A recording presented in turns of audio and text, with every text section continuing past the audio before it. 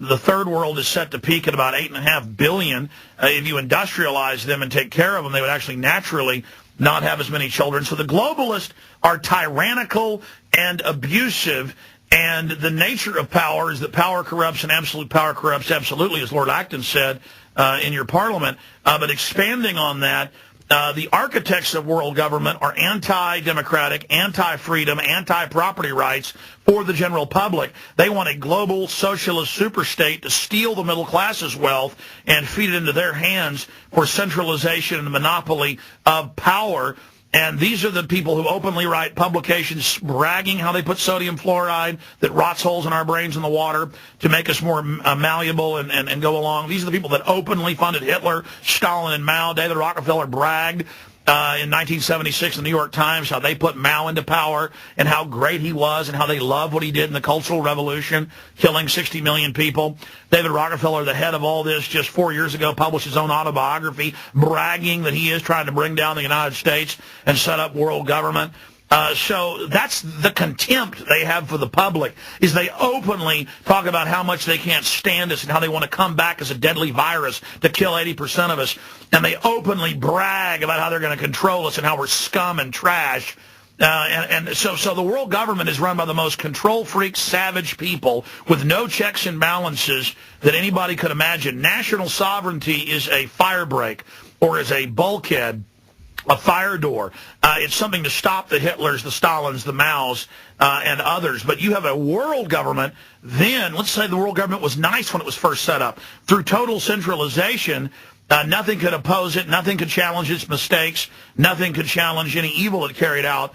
This is what Hitler wanted. Everybody else has wanted a new world order, a global empire dominating humanity. I can't think of something worse. But isn't it's back to where I started on this, Alex Jones? Is Barack Obama not going to solve all of this? This is the man that's Kennedy-esque. Kennedy, the great speech he gave about being against secret societies, Obama seems to chime more with him. Is he the man not to repeal things like the Patriot Act, to make sure America goes back to being that good old friendly nation of apple pie and Walt Disney, and we can all love the United States again and fear not? He's going to be friendly. He's a nice man, Alex. Yeah, as he massively increases the Predator drone attacks, doubles the troops in Afghanistan, and now says they're never going to leave Iraq. Okay, let's go through the facts. Again, all of this is documented at theobamadeception.net, theobamadeception.net, or INFOWARS.com. My film has a bibliography. Everything that's in the film, every video clip, every document, every bill, every article is linked on that site in the About section. So there is a viewer's guide, bibliography. He said he wouldn't hire one lobbyist. He pledged no more business as usual. All he hired was top lobbyists. He said he was against the banker bailout. Turns out Geithner, formerly at the head of the Federal Reserve in New York, wrote the thing and ordered Bush to implement it. Turns out he says he's against the record bonuses to CEOs at the brokerage firms that got bailout money. Turns out he signed the executive order allowing it and ordered Senator Dodd to add it to the bill, AP Bloomberg report. He said that he was against warrantless wiretapping and secret arrest and no rights for detainees. Now, according to even MSNBC and Bush's biggest critics, they're coming out and saying he's worse than Bush on secret arrest and rendition, worse than Bush on the war, worse than Bush. He has introduced a bill through Senator Jay Rockefeller that even Mother Jones magazine, big liberal magazine, says is total end of the Fourth Amendment, spying on everything without warrants, total control. Barack Obama has announced youth brigades, tattletale squads, a new 1 million-man domestic spy force, same stuff England's getting, just a scaled-down version because you're less people over there. Just on and on and on and on. Barack Obama is the New World Order's closer. He's there to neutralize people, to be slick, to make them feel like everything's okay. Henry Kissinger brags that Obama is going to help bring in the New World Order because of the people's perception of him worldwide.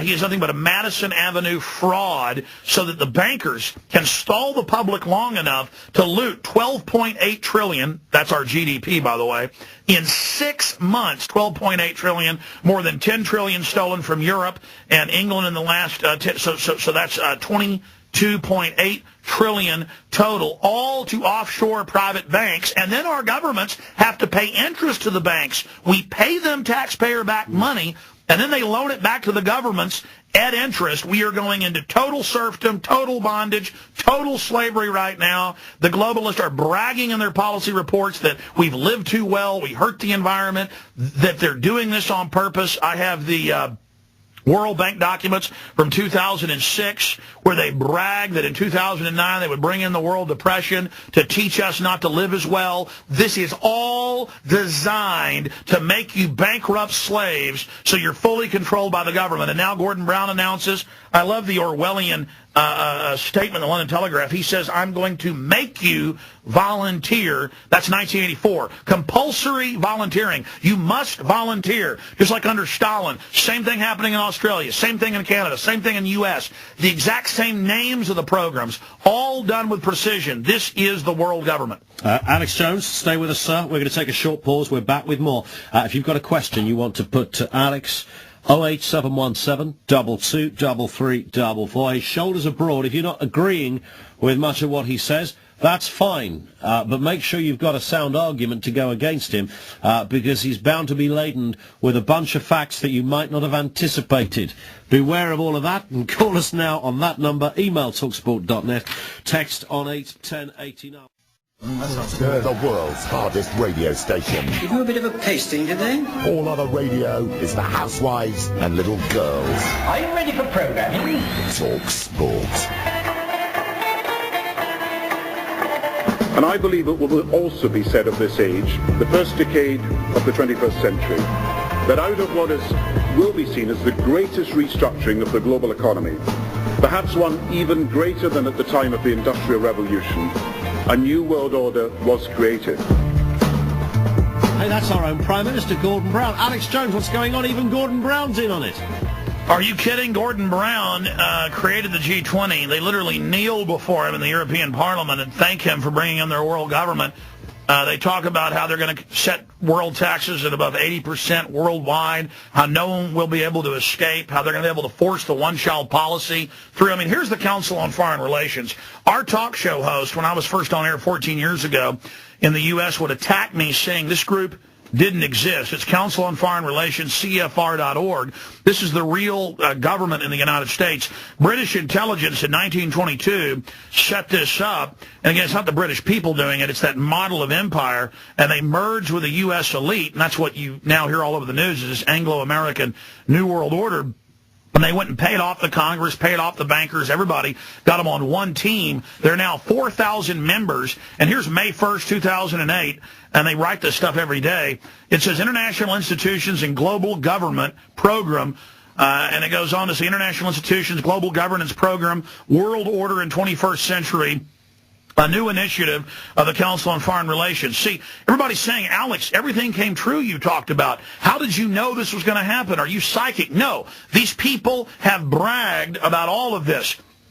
They're bragging about what they're setting up. And, I mean, look at this. Times of London. UK population must fall to 30 million, must be cut in half. Jonathan Porritt, one of Gordon Brown's leading green advisors, is to warn that Britain must drastically reduce its population if it is to build a sustainable society. Now they want a water footprint. Now they want a carbon footprint. Now they want to look at what's in your house. Now they want to look what's in your refrigerator. This is the parasite class, and they brag in the Club of Rome documents, 1991, that it's all fake. There's real environmental crises. They're ignoring that. This carbon tax is a tax on the carbon cycle. We're carbon-based life forms. On everything plants breathe, everything we exhale, to micromanage and selectively enforce and control everything. And I'm telling you, folks, I've read the globalist documents. They plan on releasing controlled bioweapons plagues to kill the majority of the population once their global government's in place. Global government is only an electronic straitjacket to get everybody tied down so they can then basically take us out.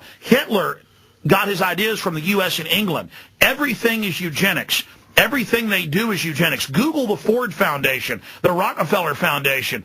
And when you go and read their own minutes, they were founded to carry out eugenics. Eugenics is everything. And then you read this headline, French news agency, health workers on trial for vaccine scam in Poland. Drug companies told them to give the homeless the shots, telling them it was a regular flu shot, when it was really live bird flu, killing them. Okay, this is the type of news that I have here in front of me. This is the type of information that is there for everybody to see. But because the globalists are so wicked and so evil and it's so horrible that it's hard for people to believe it. Why do they want to drop the population if there's more financial interest in having a large population? No. Look,